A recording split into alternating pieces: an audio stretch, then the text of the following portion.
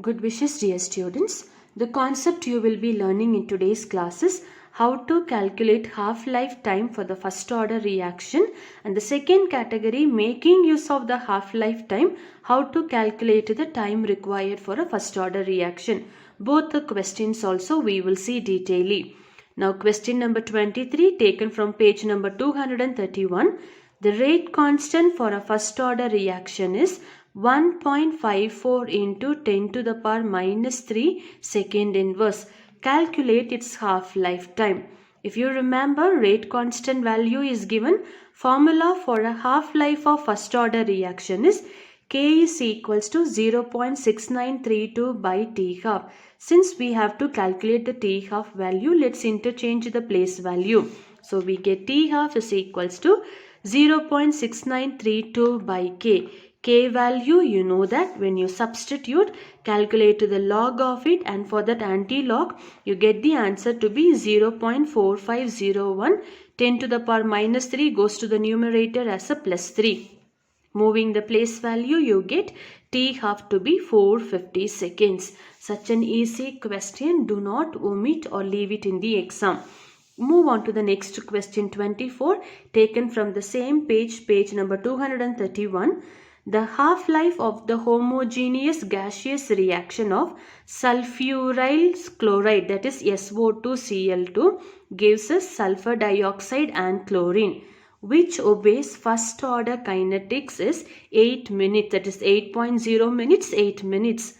How long will it take for the concentration of the sulfuryl chloride to be reduced to 1% of the initial value? So understand the question.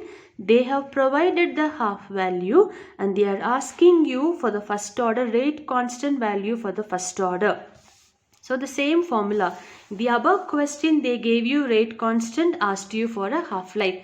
In this question, half-life the value they have given, they are asking you to calculate the rate constant. So same formula, T half value taken is 8 minutes here.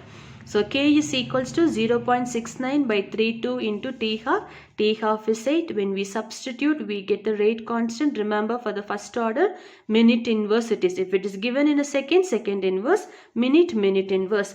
The value for K is 0.0866 minute inverse. Substitute this value into the formula of a first order, because you have to calculate how long will it take, time you have to calculate.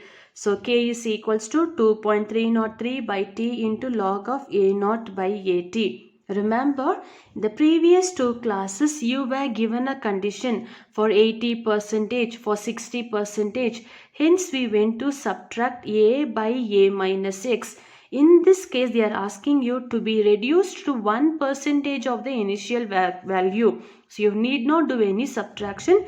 Initial value and how much of percentage should be reduced, that value directly you substitute here.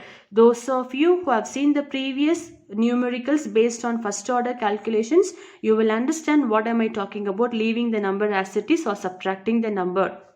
So substituting the value, T we do not know, but K value we have calculated. So change the side, T is equals to 2.303 by K into log of 100 by 1. Remember, they have not given us different conditions, only one, initial value and the percentage of time required to reduce the 1% of the initial value. So I'm substituting as it is. So this values into log 100, 1 by 100 is 100.